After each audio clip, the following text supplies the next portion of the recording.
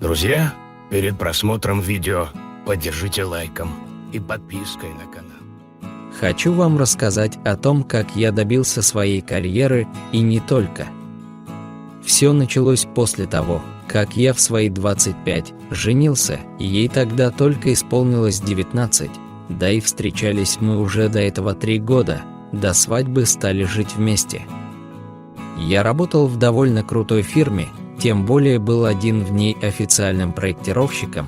Начальница была вредной дамой, не упускала момента, чтобы не сделать мне намека на близость, да и сама она была привлекательна.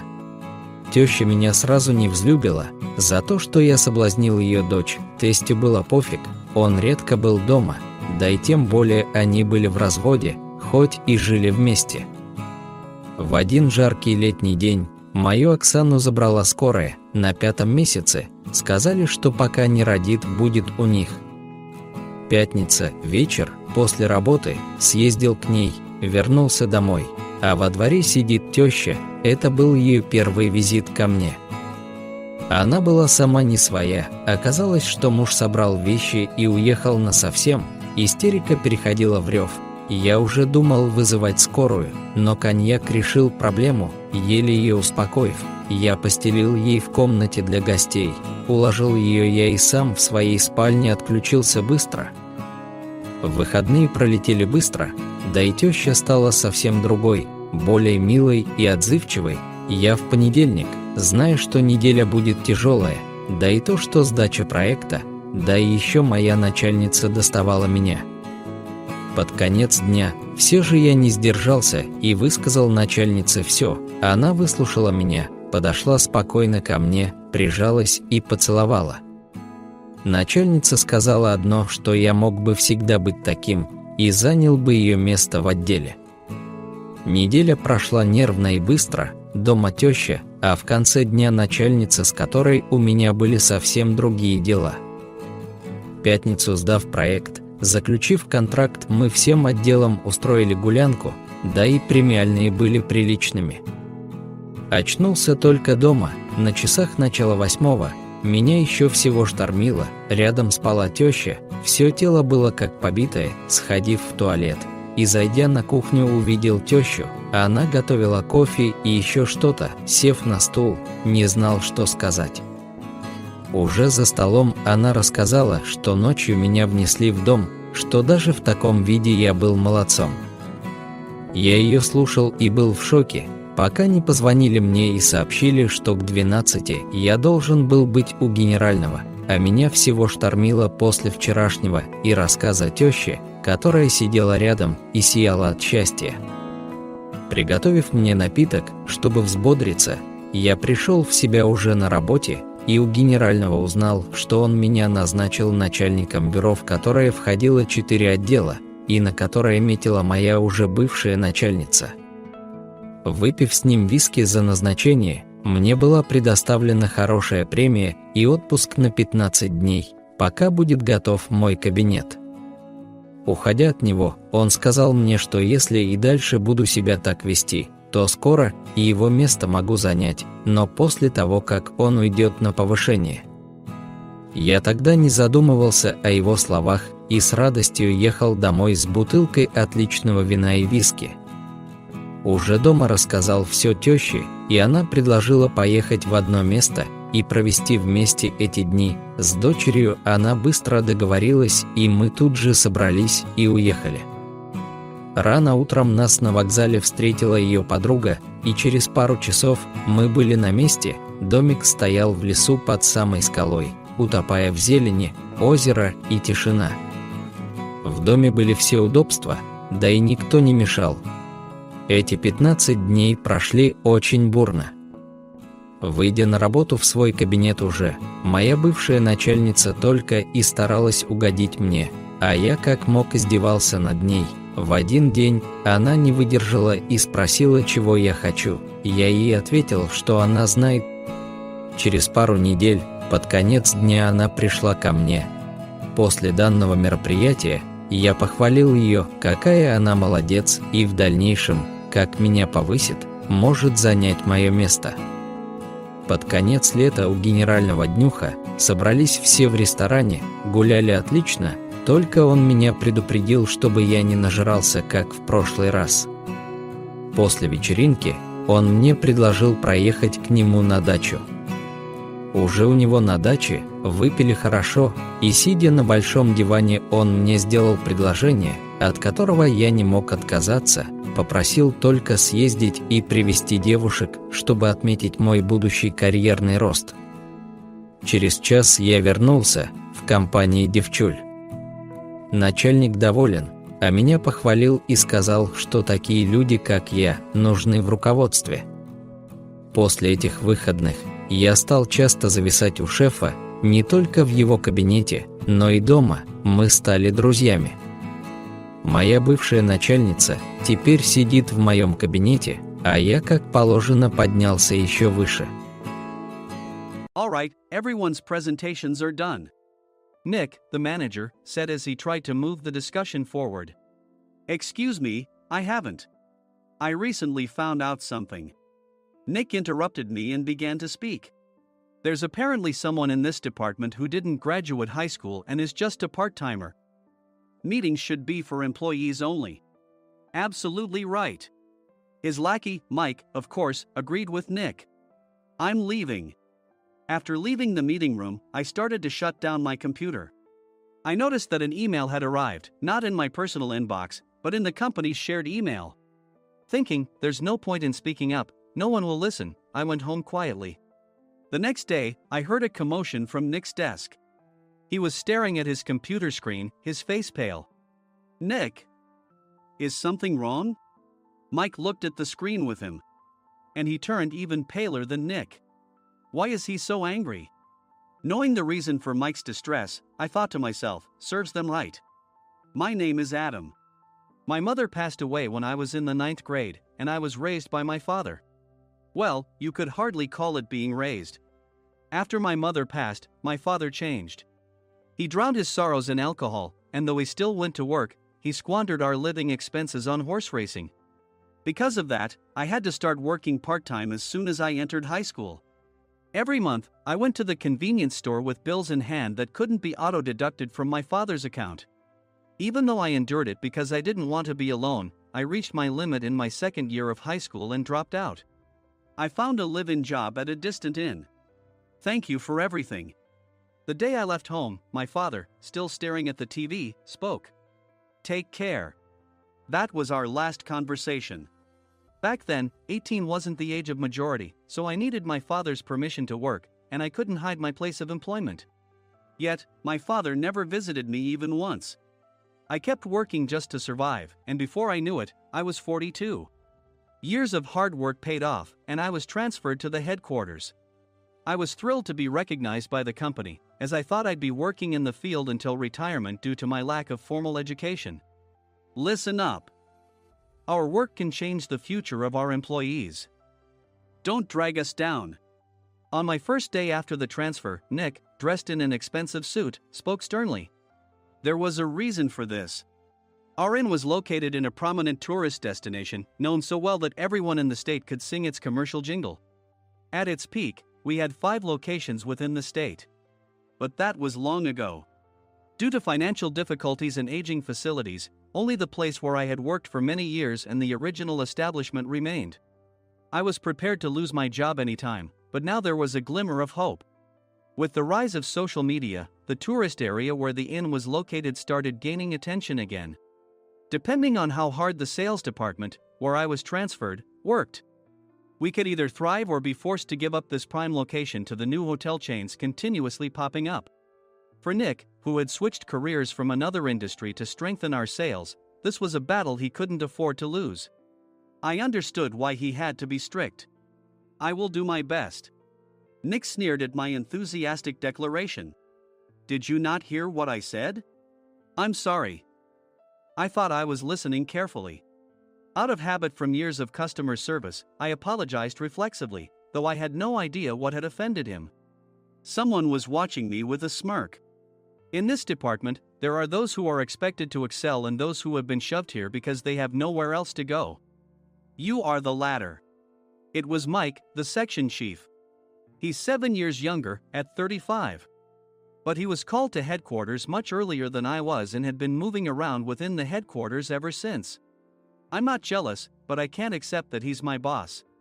Graduating from a prestigious university, he has an unusually high pride and caused many problems as a newbie, making things very difficult for me when I was the front desk leader.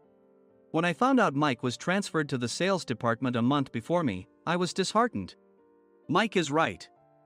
With just a middle school diploma, there's not much you can do. Don't even think about achieving results. As if I didn't exist, Nick remarked, I'm thirsty. Mike eagerly ran to the coffee maker. It seems Mike is Nick's lackey.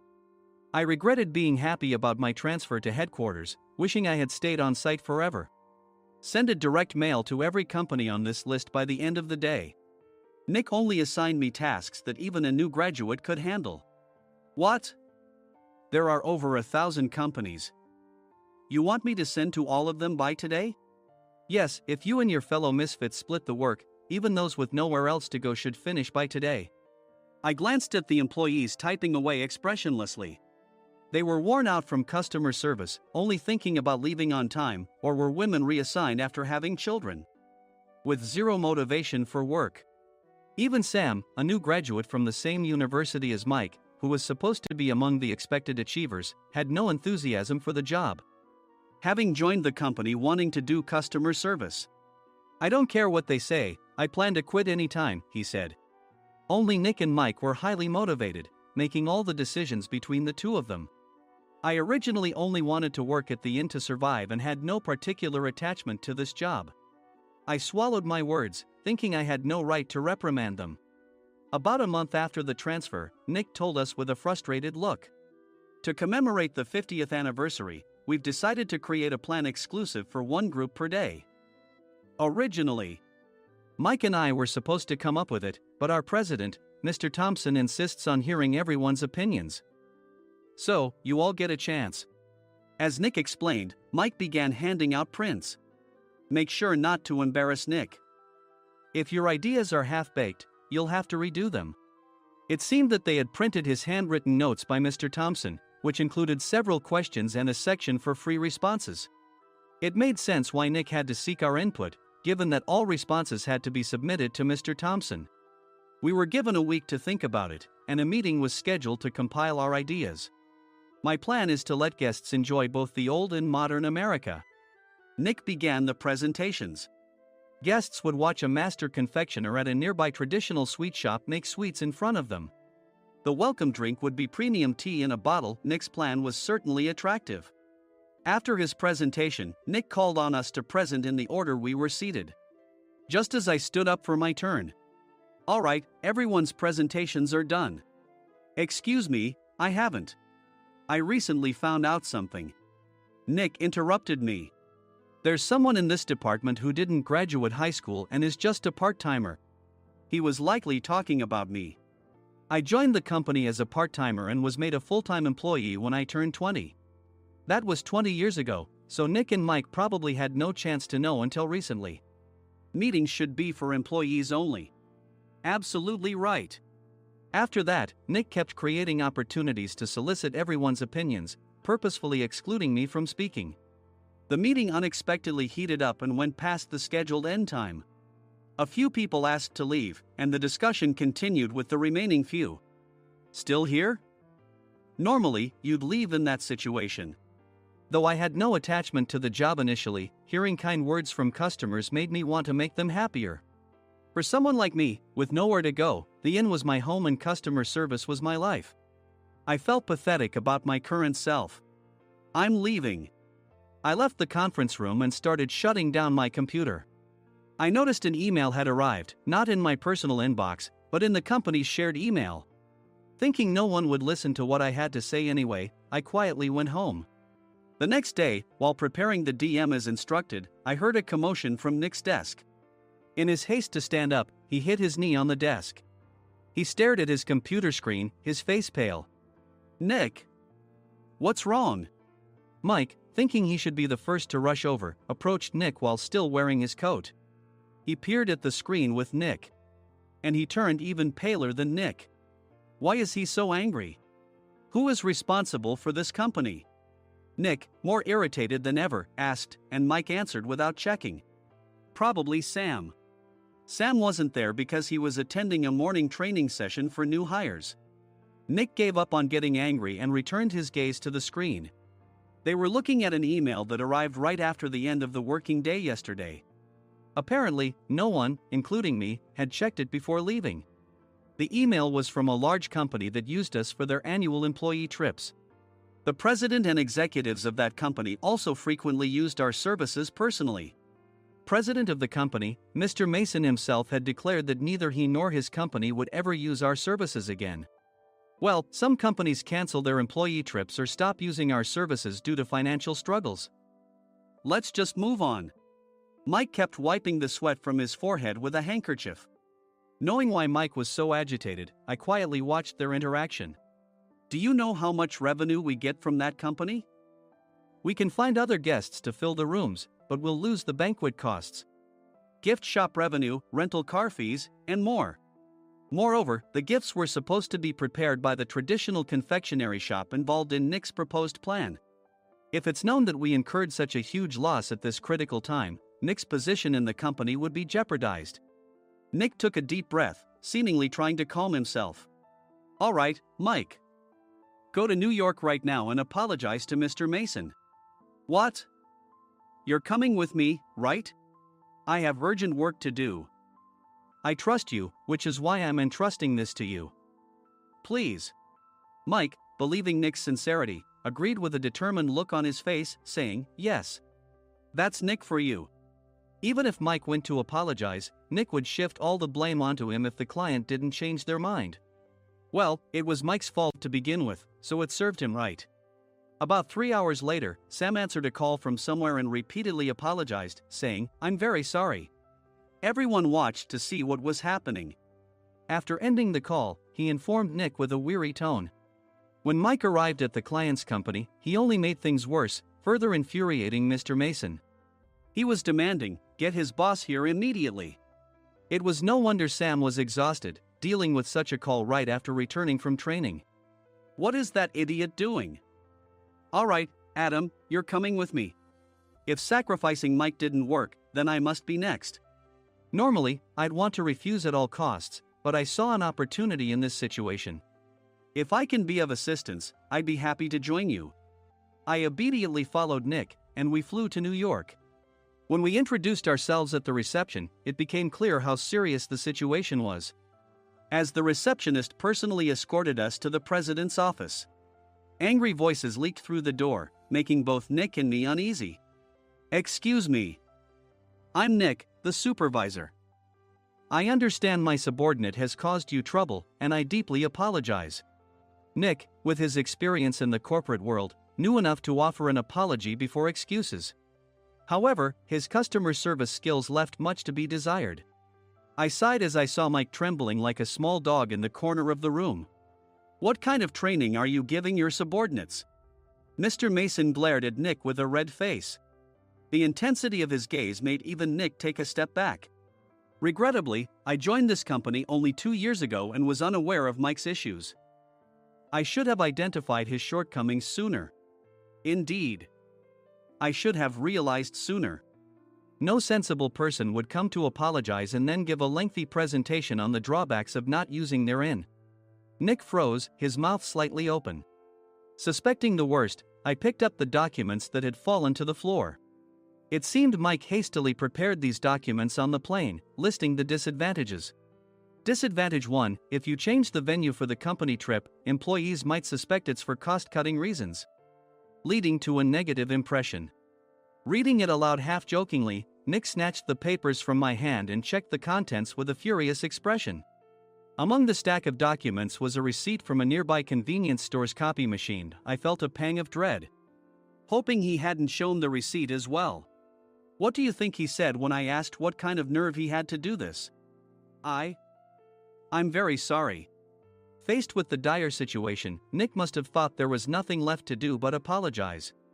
In a voice smaller than I'd ever heard from him, he uttered words of apology. He said, I'm a Harvard graduate. I don't believe I said anything wrong. Mike. What have you done? Forgetting his plan to pin the blame on Mike, Nick yelled loudly, even in front of Mr. Mason. I didn't do anything wrong. You're still saying that? Look at him. Mike pointed at me with a shaking hand. I was assigned to headquarters in my 20s and now I'm a section chief. This guy only made it to headquarters at 42. Everything I've done proves I was right. So why are we losing the contract? Having said his piece, Mike collapsed to the floor. Of course. You were sent there because you had nowhere else to go. Mike never expected to hear such words from someone he looked down upon. He lunged at me, and Nick hurriedly stepped in to stop him. Mr. Thompson told me Mike is a quick thinker, and to take good care of him. There's no way he was pushed aside. Don't make things worse here. He didn't say quick thinker, he said only quick-witted, didn't he? I don't remember that part. I recalled the many troubles Mike caused when he was a newbie. When Mike was on the front line, his pride was so high that he never apologized to customers. Customer service, especially in our job, doesn't work alone.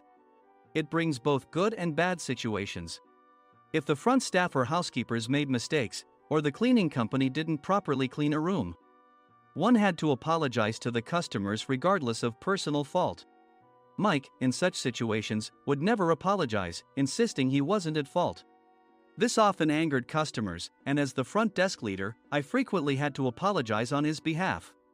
He caused complaints and disrupted operations, which is why he was quickly moved to headquarters.